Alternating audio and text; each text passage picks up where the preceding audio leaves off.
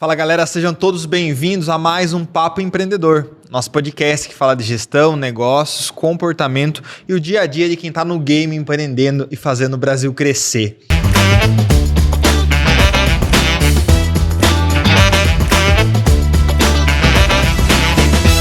E no nosso dia a dia, qual é a nossa dificuldade? Investimentos, caixa, financeiro.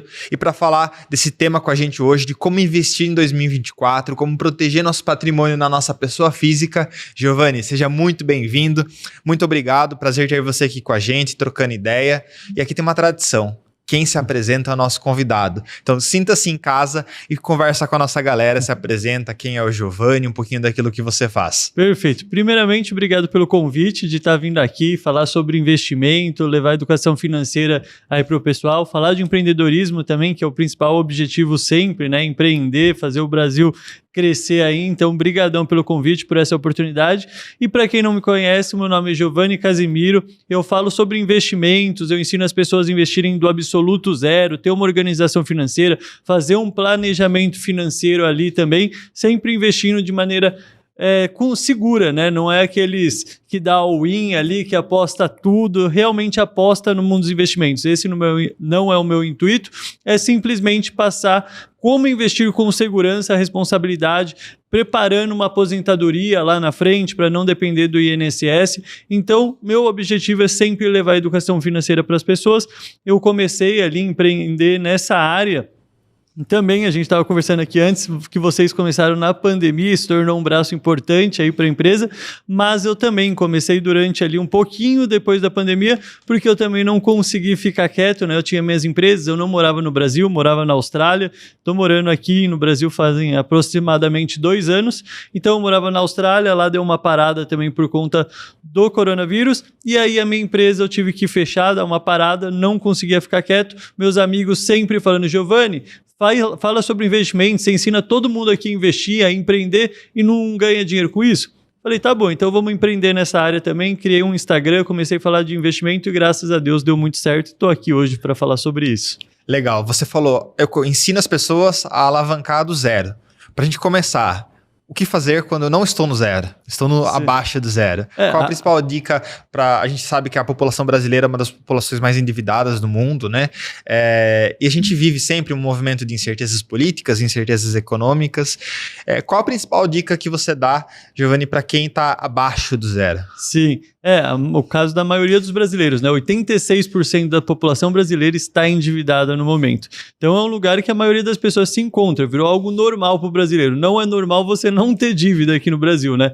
Mas não tem como sair das dívidas sem uma organização financeira. O principal problema das pessoas entrarem na dívida é querer dar um passo maior que a perna, é viver uma vida que você não está preparado para viver, né? O brasileiro, ele tenta adiantar os seus sonhos. E sempre que isso acontece, dá problema. Você vai ficar endividado. Então, por exemplo, aqui no Brasil é muito acessível o empréstimo, financiamento de carro, imóveis. Hoje em dia tem financiamento para cirurgia plástica, tem financiamento e consórcio para tudo.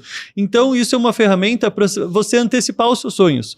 Só que não tem como fazer uma antecipação de sonho. Você tem que estar preparado para isso. Você está querendo viver uma vida que você não conquistou ainda. Você não tem o mérito daquilo. Você não está pronto para aquilo. Então, você quer estar vivendo uma realidade de um Fiat Uno e você quer um Honda Civic. Você está adiantando o seu momento. E isso vai acabar em dívida. Então, a principal dica é ter uma organização financeira e não adiante seus sonhos. Viva a sua realidade. Não tente mostrar para os outros uma realidade que você não se encontra ainda. Que isso vai fazer você atingir a sua liberdade financeira, independência financeira e não quebrar. Giovanni, você falou que você retornou, né, para o Brasil. Você vê que essa dificuldade, essa realidade de não conseguir olhar, né? Tem muitas pessoas que têm uma crença, não quero olhar para aquele problema financeiro, que se eu não olhar, ele não vai existir, né?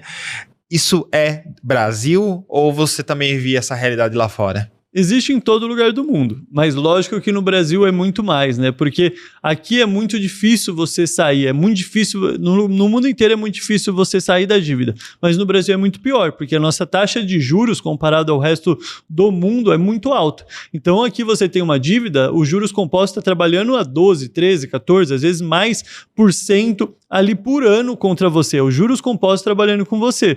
Você vê uma dívida na Austrália para você financiar uma casa, antes era 2%, 3%. É muito mais fácil você se livrar de uma dívida assim.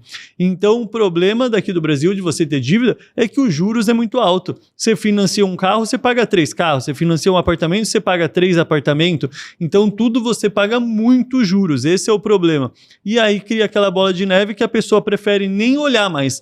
A pessoa aceita que tem um nome sujo, aceita que não vai conseguir mais conquistar nada na vida e prefere colocar aquilo embaixo do tapete e viver como se a vida tivesse normal ali, se não houvesse problema, né? Uma falsa ilusão, né? Uma falsa ilusão, exatamente. Giovanni, a pessoa que decide, né, começar a investir, qual que é o passo zero, né, quando a pessoa vai começar a pensar em investimentos? Ela precisa ter uma reserva de emergência, ela precisa, vou começar já com uma renda variável. Se você conseguisse mostrar uma linha do tempo, qual seria o caminho mais ideal dessa jornada do cidadão no investimento financeiro? Sim.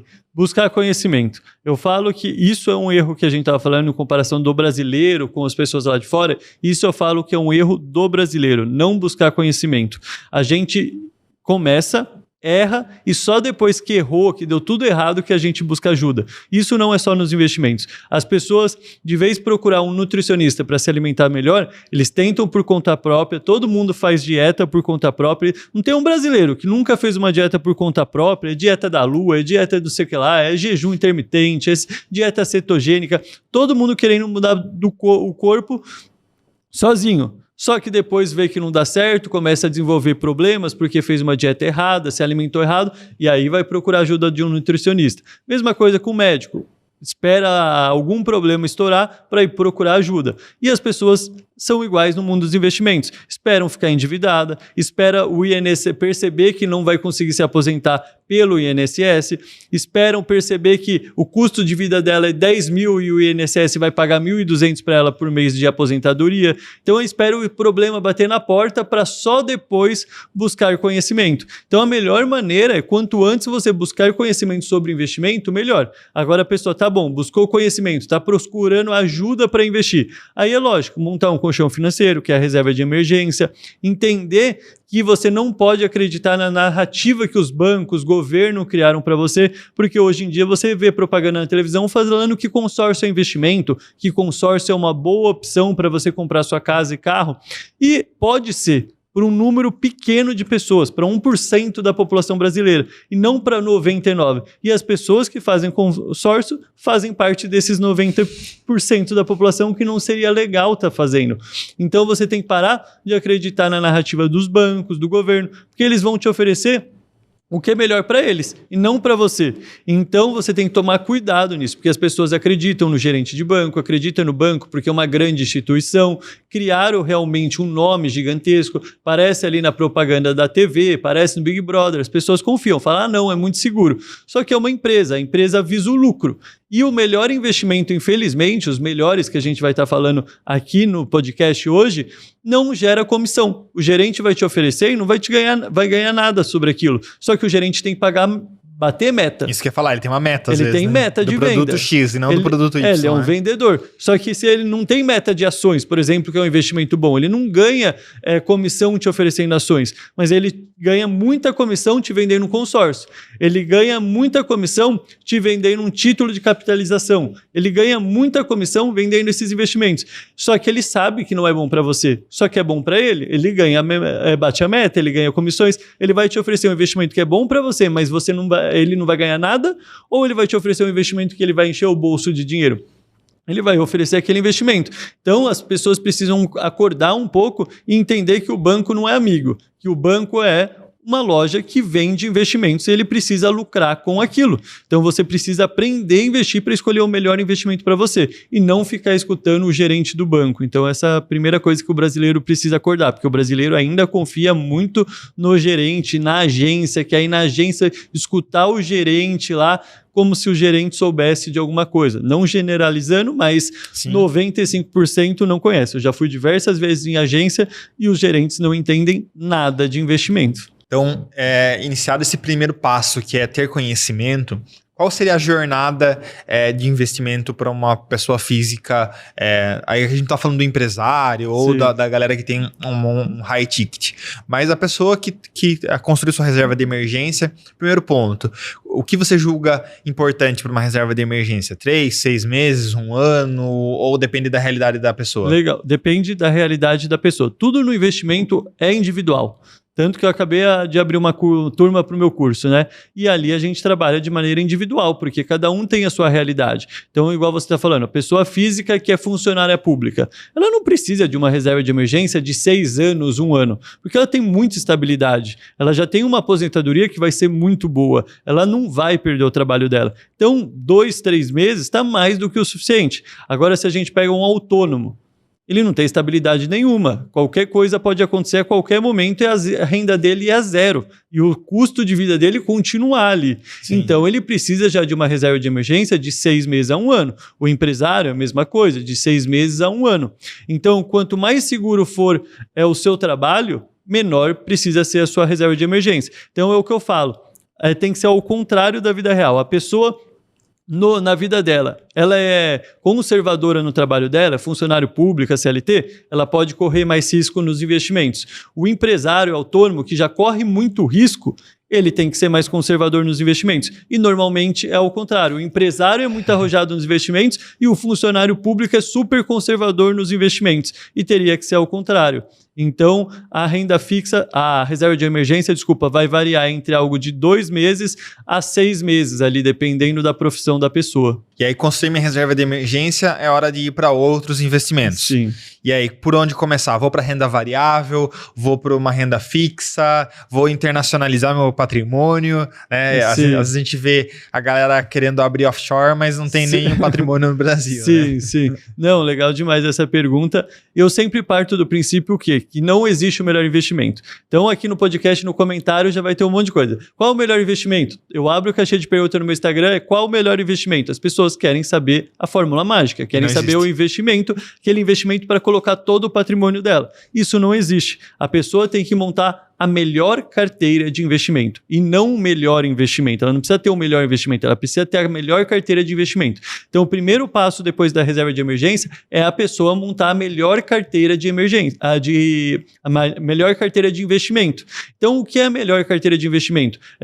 A carteira de investimento é o conjunto de todos os seus investimentos. Então, as pessoas às vezes nem sabem o que é uma carteira de investimento e está procurando o melhor investimento. Então, é o conjunto. Então, a sua renda fixa, então seu tesouro direto, seu tesouro Selic, IPCA, né? Suas ações, seus fundos imobiliários, investimentos no exterior. Todo esse conjunto de investimento é a sua carteira de investimento. E aí a diversificação vai depender de pessoa para pessoa. Mas eu falo que todo mundo pode ter os mesmos investimentos, os principais. Então, todo mundo vai poder ter Tesouro Selic, que é o investimento mais seguro do Brasil. Tesouro IPCA para se proteger da inflação. Ações para conseguir um ganho maior no seu patrimônio. Fundos imobiliários para receber mais renda passiva e investimento no exterior para diversificar numa moeda mais forte que a nossa. Então, todo mundo vai ter essas 5 categorias de investimento. O que vai mudar do Giovanni para o Felipe, para o Alex e para outras pessoas é o quê? A porcentagem em cada categoria de investimento. Então, se o Giovanni é conservador, eu vou ter a maior parte no Tesouro Selic e Tesouro IPCA. Se o Felipe é mais arrojado, ele vai ter a maior parte em ações, fundos imobiliários e investimento no exterior. Mas todo mundo pode ter os 5 investimentos. Legal. Só que proporção diferente. A gente pode voltar e falar um pouquinho sobre cada um desses 5? Partindo do pressuposto que nós temos uma galera que já conhece e uma galera que não conhece sobre investimentos. Não, vamos lá. Então, a gente tem assim... O que é e quais são os benefícios, ou os prós e contras, pode ser? Lógico. O Tesouro Selic, por exemplo, muitas pessoas aqui já confunde a cabeça das pessoas, porque as pessoas pensam, por exemplo, falo do Tesouro Direto. As pessoas pensam que o Tesouro Direto é um lugar que você vai e investe. E o Tesouro Direto é o nome do investimento, é a categoria de investimento, como CDB, LCI, LCA, é um investimento de renda fixa. Mas você não consegue investir no CDB, você não consegue investir no Tesouro Direto. Você tem que escolher a rentabilidade do investimento. Então, você investe no Tesouro Pré-fixado, no Tesouro IPCA e no Tesouro Selic. Não no Tesouro Direto. Você decidiu escolher no Tesouro Direto e aí você tem que escolher qual rentabilidade você quer. É igual escolher um financiamento. Você vai pede um financiamento. Tá bom, mas os juros do seu financiamento vai ser atrelado ao IPCA, vai ser atrelado à taxa Selic, vai ser atrelado ou um juros fixo. Então, eu falo que renda fixa é como você pegar um empréstimo. Só que ao contrário, você está emprestando o seu dinheiro. Então, você empresta seu dinheiro em troca de juros. Esse juros vai ser como? Pré-fixado? Pré-fixado é aquele único investimento que você sabe o quanto você vai receber no final do período. Então, são aqueles que mostram 12%, 13% ao ano, 14% ao ano. Esses são as rentabilidades fixas. O IPCA+, é uma rentabilidade fixa, mais o ajuste da inflação. E o pós-fixado, que é o Tesouro Selic, é aquele que vai acompanhar a taxa básica de juros. Então, as pessoas têm que entender que o Tesouro Direto, você escolhe qual Tesouro Direto você quer. E eu sempre gosto de recomendar o Tesouro Selic e o IPCA+, que são um dos 5 que a gente vai falar agora. E por que eu gosto do Tesouro Selic? Porque ele é o investimento mais seguro do Brasil. Você tem acesso a ele a qualquer momento, ele sempre vai render acima da inflação, porque ele rende 100% da taxa de juros do Brasil, e ele é um investimento mais seguro, rende mais que a inflação e tem uma rentabilidade bem maior que da poupança. A poupança rende 6% ao ano, o Tesouro Selic está rendendo 11,25% ao ano e ele é muito seguro. Já o Tesouro IPCA, que é o outro que eu recomendei, ele é um ótimo investimento, as pessoas ficam com medo, né, de política, sem falar de política aqui, sem briga política, hein? Mas as pessoas ficam com medo. Nossa, o Lula é presidente, Bolsonaro é presidente. E, na verdade, as pessoas ficam com medo de investir quando um determinado político se elege e elas não queriam aquele político, elas ficam com medo de investir. Só que é justamente o que o político quer.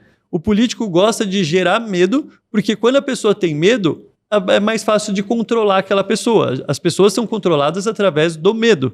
Então, as pessoas têm medo, se paralisam e não investem.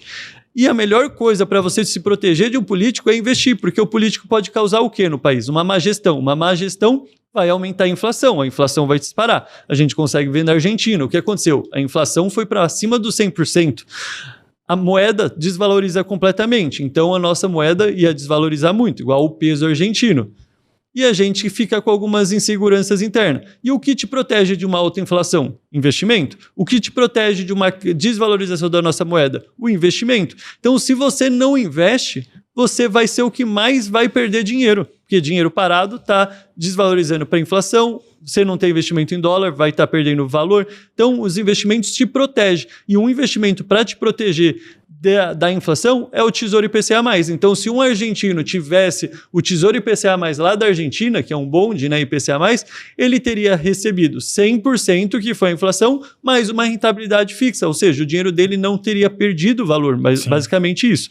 Então, cada investimento tem um objetivo. E se eu quero investir no Tesouro, nessas duas opções que Sim. você passou, como que eu faço? Preciso contratar um corretor? Posso ir pelo aplicativo do banco? Como comprar esse investimento? O Tesouro Direto é igual em todas as corretoras de investimento, igual em todos os bancos. Então, o Tesouro Direto você consegue fazer em qualquer lugar, não vai mudar exatamente nada. Qualquer corretora ou qualquer banco. Eu sempre recomendo fazer através de uma corretora. E todos os investimentos que a gente vai falar aqui, você consegue fazer de forma autônoma na corretora sem precisar de ninguém. Eu falo que a melhor coisa que você pode, um dos 5 pilares dos investidor de sucesso, vamos dizer assim, é ter autonomia nos investimentos. Enquanto você terceirizar essa função para outra pessoa cuidar do seu dinheiro, você vai perder dinheiro. Você tem que ter autonomia, você tem que ter controle sobre os seus investimentos. Então, todos os investimentos que eu vou explicar aqui, a pessoa tem autonomia. Ela decide quando investe, ela decide quando vende, ela decide quando compra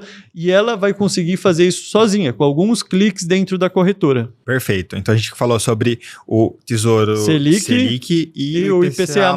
Qual que era o terceiro? O terceiro são as ações, que as pessoas têm mais curiosidade aí, né? E algumas medo, né? E algumas medo. E eu falo que é completamente arriscado. Eu falo que o que faz o investimento ser arriscado é a falta de conhecimento, não o investimento. Porque as pessoas têm medo, por quê? Porque sempre sai notícia ou elas escutam, o vizinho dela perdeu dinheiro com ações. Sai no Jornal Nacional, investidor perde 60% que investiu em ações. Porque notícia negativa vende muito mais. Mas aí a gente tem que entender por que essa pessoa perdeu dinheiro. E muitas vezes é porque ela investiu sem conhecimento. Agora, errado é o investimento ou a pessoa que investiu sem conhecimento? Logicamente foi a pessoa, né? Sim. Então é igual remédio. Eu falo que investimento é igual remédio. Igual, você está com uma dor de cabeça agora ferrado. Se eu te der um omeprazol, vai ajudar a sua dor de cabeça? Não, o errado é o medicamento ou sou eu que te dei o remédio errado? É você que tomou o remédio errado, eu que indiquei o remédio errado e não o remédio.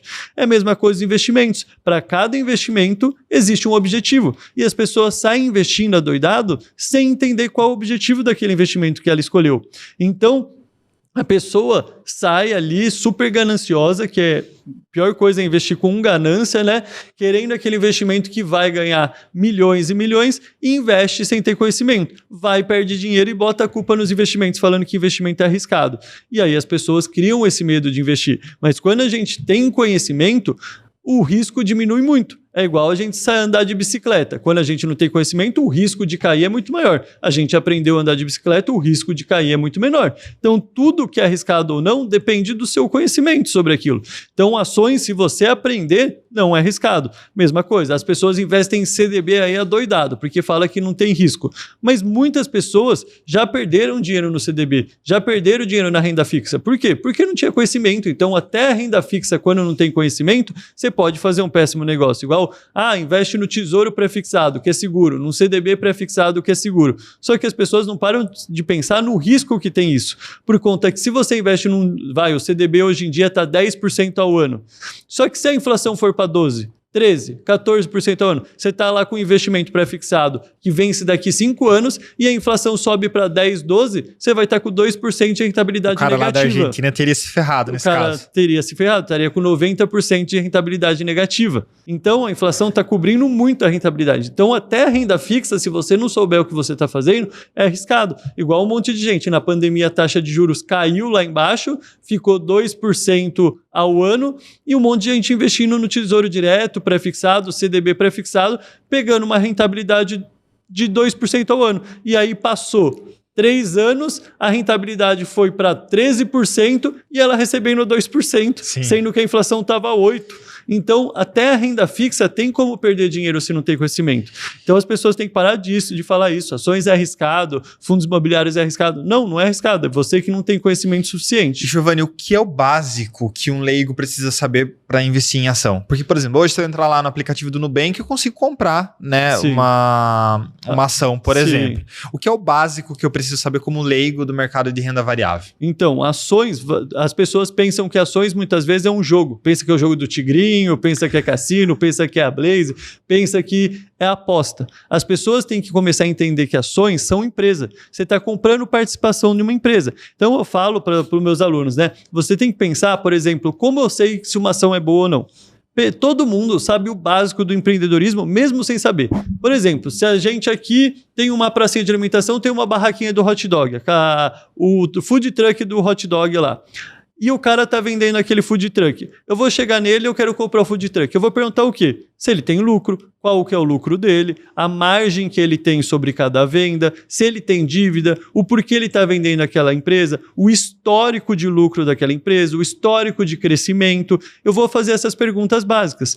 O básico das ações é o quê? A gente saber que ações é uma empresa. Então, eu falo lá nos meus stories, eu comprei ações do Itaú hoje. O que significa aquilo? Eu estou comprando participação no Itaú, eu estou me tornando sócio do Itaú de fato. Tanto que eu vou ter direito no lucro do Itaú. Todo mês o Itaú distribui o lucro que ele teve para os seus acionistas, que a gente chama de dividendos, que é renda passiva. Então, todo mês o Itaú paga a renda passiva. Então, eu estou recebendo o lucro de quem está consumindo produtos do Itaú. Então, você está se tornando sócio de empresas de fato. Como você está se tornando sócio e aquilo é uma empresa, na hora de escolher uma ação, você vai olhar o quê? Se aquela empresa está tendo lucro, o histórico do lucro daquela empresa, se aquela empresa está muito endividada, o ROI, que é o retorno sobre o investimento, você vai olhar essas coisas básicas. A princípio é isso. Para um leigo estar entendendo, se você, por exemplo, ir numa empresa e ver que a dívida dela sobre o EBITDA está acima de 3, sai fora. Então já é um critério para você ver. Está muito endividado, o risco aumenta, cai fora. O ROI está muito baixo, está abaixo de 7 ali, cai fora. O lucro está pequenininho, cai fora. Você já tirou o risco de fazer uma cagadinha nos investimentos muito grande. Por exemplo, se você tira uma empresa com dívida menor que 3, por exemplo, ou maior que 3, né? Você tira essas empresas, você vai eliminar a Americana, você vai eliminar a Oi, você vai eliminar um monte de empresas ruins. Uma galera comprou Oi na pandemia, né?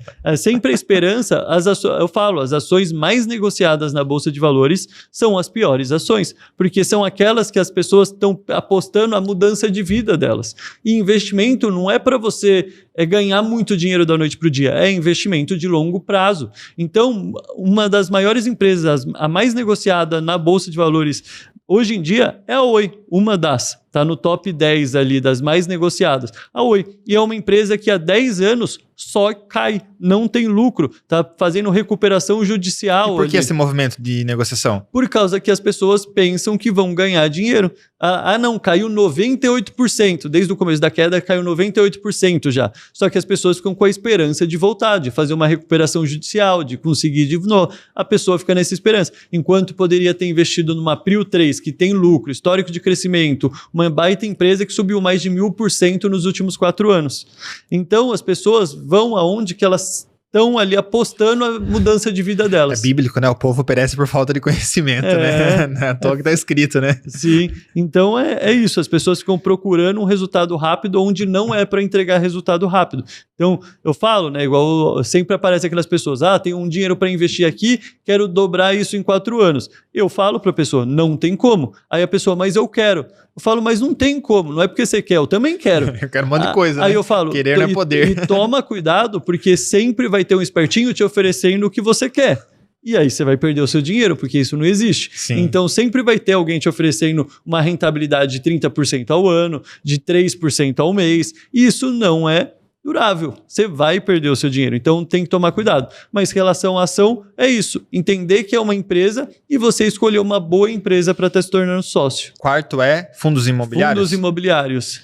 Vamos lá. E aí fundos imobiliários é um investimento que o brasileiro devia amar. Porque todo brasileiro gosta de imóveis. Se a gente cresce escutando, falando, compra um terreno, compra a casinha, todo mundo casinha tem de aluguel. Casinha de aluguel, é o melhor investimento que tem. E aí todo mundo acredita nisso. Você fala, comprar a casa e colocar para alugar é um bom investimento? Todo mundo fala que é. Agora você fala, investir em fundos imobiliários é um bom investimento? A maioria fala que não. Só que eu não consigo entender, porque fundos imobiliários é investimento em imóvel. Você vai estar comprando, do mesmo jeito que ações você compra uma empresa, fundos imobiliários você está comprando imóveis. Só que são imóveis muito gigantescos, muito melhor do que um imóvel residencial. Só que você não tem dinheiro para hoje em dia para ir comprar um shopping, por exemplo. Quantos milhões deve ser um terreno de um shopping? 50 milhões? 100 milhões? 500 milhões? Então a gente não vai ter dinheiro para isso. E hoje shoppings são fundos imobiliários. Fundos imobiliários. Deles, né? Aí eu chego, falo, vamos juntar a galerinha aqui, cada um dá uma quantidade de dinheiro, a gente junta, faz uma vaquinha e compra o shopping. Isso é um fundo imobiliário. E aí, conforme o aluguel vai entrando, a gente divide de forma proporcional aqui. Então, fundos imobiliários é investimento imobiliário. Só que é imóveis de muita qualidade. E aí as pessoas outro dia me postaram no comentário de um post meu que eu falei sobre fundos imobiliários, o cara falou, mas eu prefiro investir em imóveis do que em fundos imobiliários. Eu fiquei sem entender, porque é um investimento em imóveis, você está se tornando sócio de imóveis. E só que é muito melhor, por quê? Por conta que você está muito mais diversificado. Então, quando hoje um imóvel mínimo é 500 mil reais hoje, vai. Sim. Você coloca 500 mil reais numa parede, num tijolo ali, todo o seu dinheiro está naquilo. E as pessoas ficam pensando, não tem como eu perder dinheiro em imóveis. Só que a pessoa compra um imóvel e passa 10 anos com o imóvel. Aí ela fala, eu vendi e ganhei dinheiro. Mas a pessoa investe em fundo imobiliário e já quer ganhar dinheiro em um dia. Aí eu falo, nossa, ela falou... Incongruente, né? Você tem que comparar do mesmo jeito, porque imóveis tem como você perder dinheiro. Só que às vezes você ia perder dinheiro se você comprou e ia vender esse daqui 2 anos, daqui 3 anos. Se passou 5 anos, aí a pessoa fala, mas passou 10 anos e eu dobrei o meu patrimônio. Paguei 100, paguei 500, agora vale 1 milhão. Tá bom, mas quanto foi a inflação nesses 10 anos? Você só reajustou o imóvel à inflação. O imóvel, geralmente, é reajuste da inflação, mas uma porcentagem mínima ali. Agora, os fundos imobiliários se valorizam, isso é histórico, isso é estatística, a gente pega nos últimos 10 anos. Fundo imobiliário imóvel próprio, comercial ou residencial, o fundo imobiliário ganhou. E por que ganha? Porque, por exemplo, quantos shoppings tem aqui na nossa cidade, por exemplo? 2 shoppings, mais ou menos. Então, não tem espaço para construir mais, não tem onde construir mais, é escasso. Agora, quantos prédios estão construindo aqui? É difícil você passar por uma rua que não está construindo prédio. Então é muito menos escasso. As pessoas têm muito mais ali oportunidade de compra de imóvel residencial. E tudo que não é escasso, começa a ter muito, a pessoa tem que chamar atenção através do preço. Então começa a parar de se valorizar muito. Lei da demanda e oferta. Né? Lei da demanda e oferta. Agora os fundos imobiliários têm um terreno para shopping só. Aquilo vai se valorizando, aquele terreno é muito bem localizado, vai se valorizando, não tem mais onde construir aquilo. Então, por isso que o terreno de shopping se valoriza muito. E eu estou dando de shopping um exemplo, mas fundos imobiliários tem de shopping, tem de galpões logísticos, que está crescendo muito por conta que as pessoas estão comprando muito online. E tudo que você compra online tem que sair de um galpão logístico. E cada vez a gente está recebendo produtos mais rápidos. Então, o galpão logístico cada vez tem que ser melhor localizado para chegar mais rápido na nossa casa. Só que não tem, pega São Paulo, onde vai pegar um galpão logístico bem localizado? Então, os que existem está se valorizando muito. Então, nunca que um imóvel residencial vai competir com um galpão logístico em São Paulo. Não tem como, porque aquilo é único, não tem mais onde construir galpão logístico ali no meio de São Paulo. A lei da demanda e oferta dos terrenos. Do terreno. E aí pega lajes corporativas, é aqueles prédios gigantescos na Avenida Paulista. Não tem mais espaço na Avenida Paulista também, na Faria Lima, no centro do Rio de Janeiro. Então, são imóveis que a gente classifica como AAA, são imóveis ali com contratos de 20 anos, 25 anos, que você tem de garantia que você está recebendo isso. E a gente pega um imóvel residencial, geralmente o aluguel é 0,5% do valor do imóvel. Quando a gente pega um fundo imobiliário, o aluguel é em média 0,9% do que você investiu. Então é 0,4% a mais só de aluguel que você recebe nos fundos imobiliários por mês. E tem uma vantagem muito grande. Se você recebe aluguel da propriedade física ali que você botou para alugar, 28% de IR. Os fundos imobiliários, isento de imposto de renda. Então tem mais essa grande vantagem. E aí as pessoas, mas o imóvel se valoriza, os fundos imobiliários se valorizam também. Então é uma ótima forma para quem não tem o dinheiro para comprar uma casa própria, investir em imóvel, porque você consegue investir a partir de R$10, R$20 em fundos imobiliários e já recebe dividendos, que são os aluguéis todos os meses, isento de imposto de renda. É nesse gap, Giovanni, que já surgiu aquela lógica de que faz mais sentido. Se eu não quero, vamos dar um exemplo, eu moro num apartamento e ele é alugado, mas eu não tenho pretensão de morar a vida toda no apartamento. Sim, isso é polêmico. Que seria mais barato eu investir no fundo imobiliário um valor e aí com a rentabilidade pagar o aluguel do que ter a minha casa. É nessa lógica que surgiu essa polêmica, né? É assim, né? O que vale mais a pena, né? O que me pergunta sempre, o que vale mais a pena? Comprar fundos imobiliários ou comprar o imóvel próprio? Ter a casa própria? O que vale mais a pena para você... Vamos começar do zero ali. O que vale mais a pena, os fundos imobiliários ou ter a casa própria?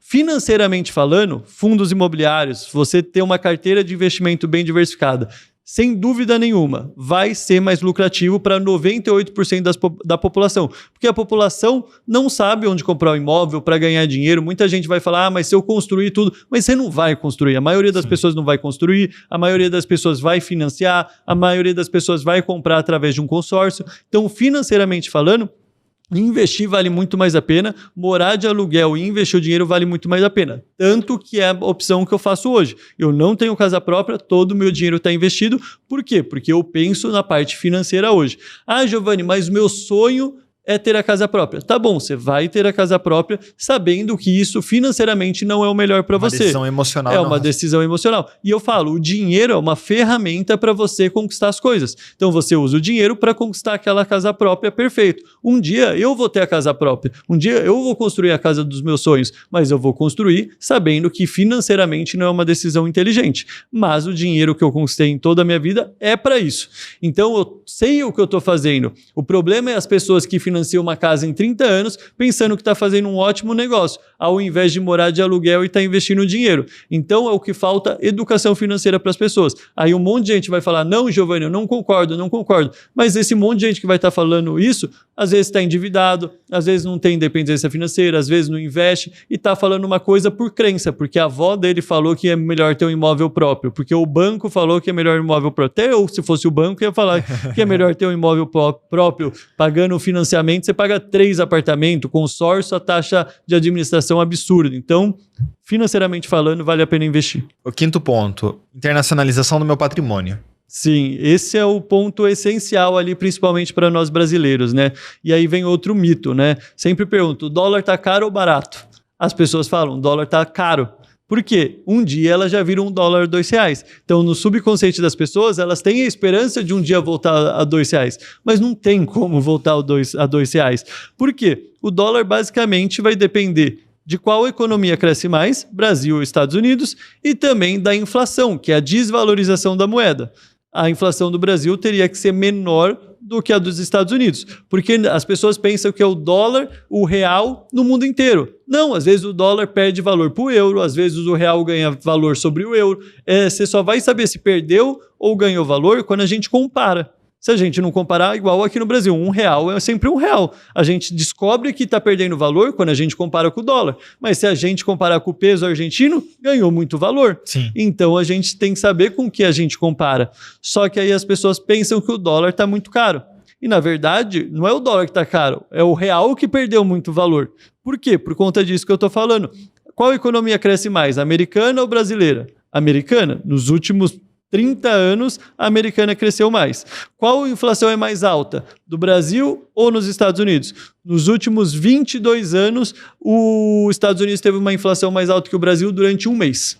De 22 anos, somente um mês a inflação dos Estados Unidos foi mais alta que do Brasil, porque o Brasil subiu mais a taxa de juros agora em 2020, né? Então, a inflação dos Estados Unidos é menor, a economia cresce mais. Como o Brasil, a moeda do Brasil vai se valorizar frente ao real? Não tem como. Então, no curto prazo, pode ter oscilação, mas no longo prazo, o dólar vai para 6, vai para 7, vai para 8, vai para 9. Uma hora pode cair para 8 de novo, mas depois vai voltar para 9, porque a economia deles cresce mais que a nossa. Cada vez mais caro para Disney. Cada vez mais caro para Disney, porque o nosso tudo é em dólar. O iPhone é em dólar, esse microfone é em dólar, essa iluminação é em dólar, a câmera é em dólar.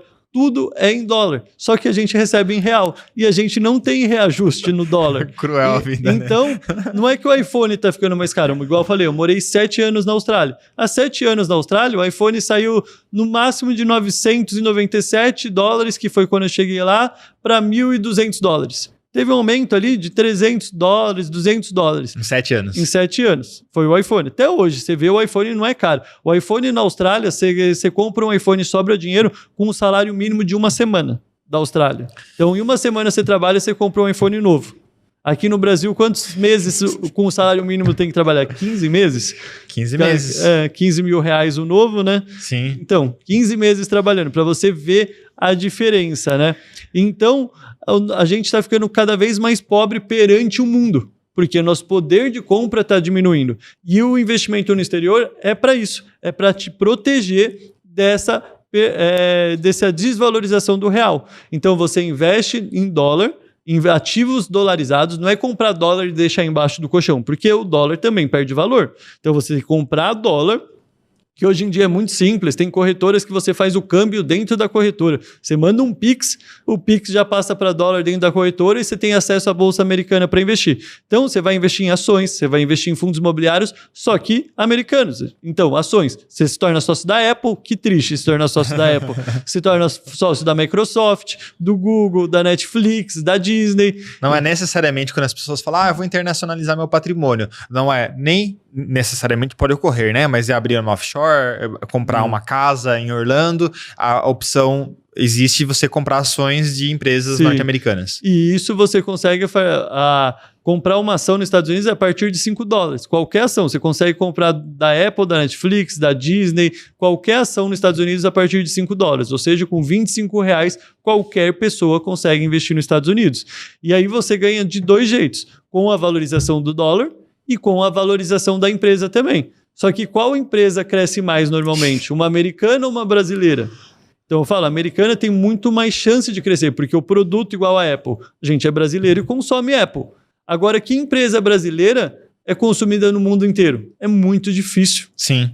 Então, lá eles têm muito mais margem para crescer. Por isso que uma Apple compra todas as empresas do Brasil e sobra dinheiro. A Apple, se juntar o valor de mercado da Apple, compra todas as empresas do Brasil e da Argentina junto. Isso porque a gente tem grandes empresas. Igual a nossa empresa, a maior que tem é o Itaú atualmente, está valendo 300 bilhões de reais. A Apple vale 3 trilhões de dólares. A Microsoft, Dólares, né? 3 trilhões. Então, é algo absurdo, assim, o que as empresas valem lá. E você pode se tornar sócio dessas empresas morando aqui no Brasil. E ganhar através da valorização do dólar e valorização da empresa. E também você cria uma renda passiva em dólar. Porque, por exemplo, a Apple hoje em dia paga dividendos, distribui o lucro dela. A Apple lucra em dólar, o lucro dela vai ser em dólar. Então, vai cair uma renda em dólar na sua corretora. E você pode comprar imóveis também nos Estados Unidos. Então, por exemplo, a gente indo daqui para São Paulo, a gente passa na Castelo Branco, tem lá uma montanha escrito Prologis, que é o galpão logístico. Aquele Prologis faz parte de um fundo imobiliário americano. Ah, que legal, não sabia. É o maior fundo imobiliário do mundo. E você pode se tornar sócio, é o PLD, de Prologis. É o maior fundo imobiliário de galpões logísticos do mundo. Ele tem imóveis no mundo inteiro. Você investe nele, tem mais de 13 mil imóveis, acho que pelo mundo, e você recebe dividendos em dólar. Então, que legal. Então é uma potência aqui, né? Uma potência. Então você vê, tipo, um grande fundo imobiliário no Brasil tem 20 imóveis. Já é muito diversificado, porque a gente pensa 20 shoppings, cada shopping tem 300 lojas dentro. Quantos inquilinos você tem? Sua renda está muito diversificada. Agora, quando a gente pega um REITs, que são os fundos imobiliários lá nos Estados Unidos, cada REITs tem 13 mil imóveis, 10 mil imóveis, 8 mil imóveis. Aí eu falo, qual é a chance de você perder dinheiro num negócio desse? Ou tanto diversificado. Se 3 mil imóveis tiver vago, você está ganhando renda ainda de 10 mil imóveis. Pode ter uma desvalorização? Pode. De curto prazo, momento econômico, igual. A gente sempre vai ter a viver uma crise. As pessoas têm medo de investir durante crise. Ah, eu não vou investir porque vai ter uma crise. Ah, não vou... Melhor momento, a gente sempre, o brasileiro sempre está na crise, mas o melhor momento para investir disparado é durante uma crise. Eu fico ali, ó, torcendo, bem de todo mundo, claro, mas fico torcendo por uma crise, porque é o momento que eu mais ganho dinheiro, é o momento que tem mais oportunidade, é igual eu falo, na crise, o dinheiro é queimado, o dinheiro desaparece. Não. Mesma quantia de dinheiro que tinha antes da crise, tem durante a crise ainda mais, porque imprime mais dinheiro ainda, né? Então, o que muda na crise é que o dinheiro muda de mão. Sai da mão do Felipe, vem da mão do Giovanni, que vai para do Alex. Então, o dinheiro muda de mão mais rápido. Então, por isso, a gente vê a população cada vez ficando mais pobre e os milionários, bilionários cada vez ficando mais ricos. Por quê? Porque eles têm conhecimento, eles aproveitam as oportunidades. Agora, as pessoas com menos dinheiro têm medo de investir e por conta da crise. E eles ganham muito dinheiro na crise. O quanto esses caras não ganharam depois de 2020 na pandemia? Eu investi lá, dei all in, eu falo para não investir, mas eu tinha dinheiro em caixa ali, aconteceu a crise, né, de 2020, foi o momento que eu mais investi dinheiro na minha vida, porque a bolsa de valores caiu 60%. Eu falei, pelo amor de Deus, comecei a vender, parecia drogado, comecei a vender até as coisas dentro de casa ali para começar a comprar ações, fundos imobiliários, criptomoeda, que eu falei, tá muito barato. Foi o momento que eu mais ganhei dinheiro e as pessoas têm medo de investir nesses momentos. E crise é oportunidade. E os investimentos em cripto, ativos? Tá muito em alta agora, né? Agora tá explodindo ali. Hoje eu comprei mais, tô comprando aos poucos. Às vezes as pessoas falam, hoje bateu 72 mil dólares o Bitcoin, né? Há menos de um ano atrás estava 15 mil dólares. 15.700, assim, chegou a cair. E aí ninguém perguntava disso. E eu para os meus alunos, comprem, eu comprando a 15 mil, 16, 20 mil dólares, eu comprando lá. Aí ninguém falava de Bitcoin. Agora o Bitcoin explodiu, né? Saiu agora todo mundo quer, né? 15, 16... Parece que o meu Instagram, eu sou especialista em criptomoeda agora, porque antes era só fundo imobiliário e ações. Agora eu abro a caixinha de pergunta, 90% é criptomoeda. Agora que está 70 mil dólares. Ainda é um bom momento para investir? Eu acho que acredito que sim. Se eu não tivesse, eu estaria investindo muito pesado agora, porque é melhor do que não. Sim. Mas agora que eu já tenho uma boa quantidade, eu estou ganhando 300%, 400% no último ano. No período de um ano está 400% a minha carteira de cripto. Eu não estou investindo mais tanto, eu invisto um pouquinho ali, hoje saiu de 72 para 69, eu investi mais um pouco, agora já voltou para 72, vai ter nessas quedinhas, eu vou fazer uma manutenção para brincar um pouco ali, mas se eu não tivesse eu compraria mais. Mas tem que tomar cuidado, criptomoeda é um investimento super de risco, é para quem tem estômago, porque do mesmo jeito que sobe 400% no ano, cai 700% no ano. Então a gente tem que lembrar que lá em 2022 estava 70 mil dólares e foi para 15 mil dólares. Então, olha a desvalorização que teve. Do mesmo jeito que sobe, cai. E Bitcoin e criptomoeda é cíclica. Então, você tem que entender o ciclo. Então, a gente tem os ciclos, agora a gente está vivendo o ciclo de alta. Está no começo do ciclo. Eu falo que há um mês começou o ciclo de alta das criptomoedas.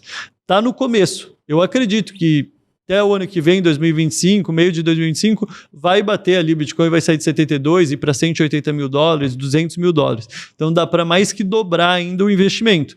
Mas não é certeza, eu não tenho bola de cristal, é pelo que eu acredito, pelas minhas crenças de investimento, pelo que eu analiso. Não é garantido. Se eu tivesse certeza, eu venderia tudo que eu tenho e botaria em Bitcoin. Mas não, eu tinha 5% do meu patrimônio. Agora, por tudo que está a valorização, já foi para uns 30%, 27% do meu patrimônio. Quando eu chegar no ápice, vai tomar conta de 50%. Por isso que eu falo, 5%, olha a diferença que fez. Sim. Então, você não precisa ter muito.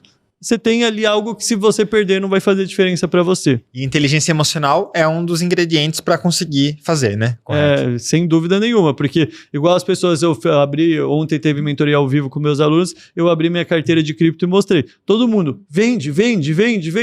Falei, não vou vender, porque é o que eu falo, né? As pessoas têm muito apego a quanto perdeu de dinheiro, e não tem apego ao quanto ganhou de dinheiro. Então, um exemplo para ficar claro. A pessoa está perdendo 15% numa ação, porque a ação é ruim. Aí eu falo, vende essa ação. A pessoa não quer vender. Quer continuar até recuperar o lucro. Então, a pessoa perdeu dinheiro, ela tem esperança que aquilo vai voltar. Mas, às vezes, é melhor você vender, fazer uma troca inteligente, sair daquela ação, comprar uma, porque você vai recuperar o dinheiro muito mais rápido. Só que a pessoa fica pegada àquele prejuízo e quer recuperar. Agora, uma ação subiu 10%. Uma empresa boa, subiu 10%. Ela quer vender para colocar o lucro no bolso. Aí eu falo, qual o seu objetivo? Ela dobrar de patrimônio. Eu falei, se você vende quando dá 10%, como você vai dobrar de patrimônio? Sim, faz sentido. Quem vende a 10% nunca vai ter 100% de valorização. Eu só estou com 400% porque eu não vendi no 10%, no 50%, no 20%, no 30%, no 40%. Não vendi. Estou com ela até hoje. E acredito que pode esses 400 virar 800, porque eu acredito que pode dobrar. E tudo tem hora certa. Você tem que ter um entendimento. Você tem que entrar no investimento tendo uma meta.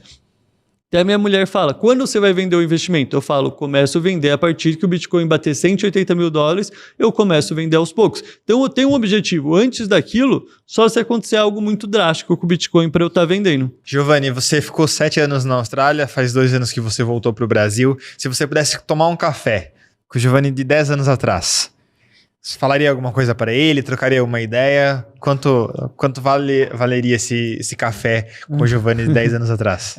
Eu falaria, acredita em Deus, que Deus sabe o que é melhor para você, Ele vai te guiando e você vai viver uma vida que você nem imagina que você viveria. Ele sabe o que é melhor para você, então acredita nele que Ele vai te guiar.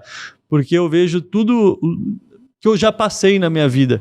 E eu nunca imaginaria que eu estaria vivendo a vida que eu tenho hoje, com 30 anos, fazendo o que eu amo, tendo liberdade financeira, independência, ensinando, tendo prazer com o que eu faço, tudo, fazendo realmente porque eu gosto, não por obrigação.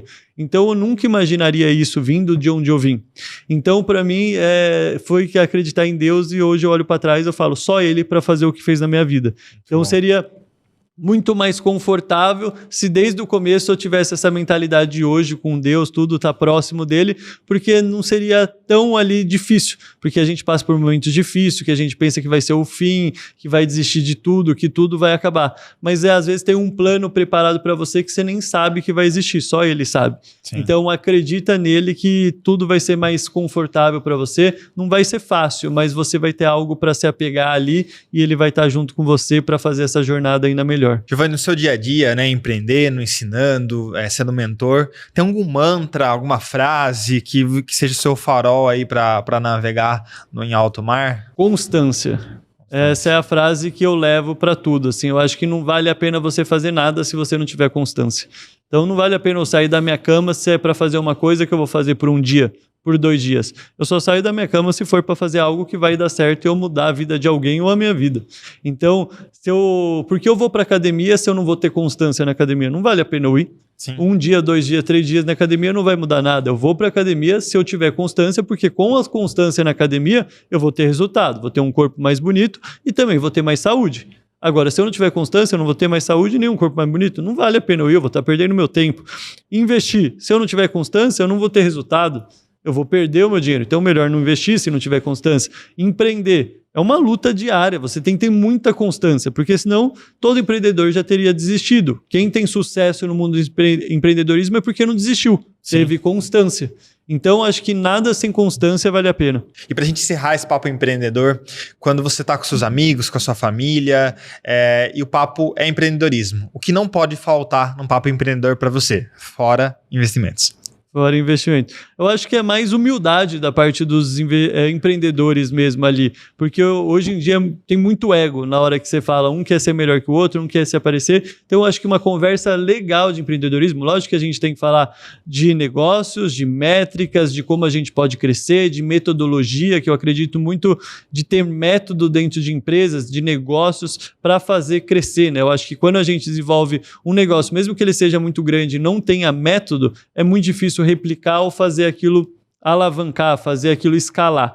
Agora, quando a gente desenvolve algo por método, fica muito mais fácil. Então, a gente tem que falar de tudo isso. Mas o primeiro passo é ter humildade ali e não se pôr acima de ninguém, porque todo mundo sabe alguma coisa que você não vai saber e pode mudar o seu negócio para o resto da sua vida. Legal. Giovanni, muito obrigado pela companhia, por trazer conteúdo. Achei super didática essa ideia dos 5 pontos e como fazer eles, né? De forma prática para o dia a dia de quem está aí no game e que quer começar a investir. Obrigado pela sua disponibilidade de tempo. E para a galera que quer acompanhar seu conteúdo, ir lá na sua caixinha de perguntas também, você está bem ativo, né, lá nos stories falando sobre investimentos. Como que as pessoas te acham nas redes sociais? Onde que eu faço mais conteúdo mesmo é no giovanni.casimiro, então tem alguns fakes lá, mas é o único que é verificado, tem o selinho azul lá, então @giovanni.casimiro, e também eu dou aula toda terça-feira às 20 horas no YouTube. Também o canal Giovanni Casimiro. Então, se você quer aprender, é aula 100% gratuita toda terça-feira às 20 horas no YouTube. Só você lá se inscrever no canal e começar a participar também. Legal. Giovanni, obrigado pela companhia. Obrigado você pelo convite. Obrigado aí todo mundo que assistiu até o final. Muito bom. Galera, vocês que querem acompanhar nosso conteúdo, conversar com os nossos convidados, mandar insights, vocês sempre nos acham em todas as plataformas de áudio e vídeo no @Papo Empreendedor Podcast. Muito obrigado pela companhia e até a próxima.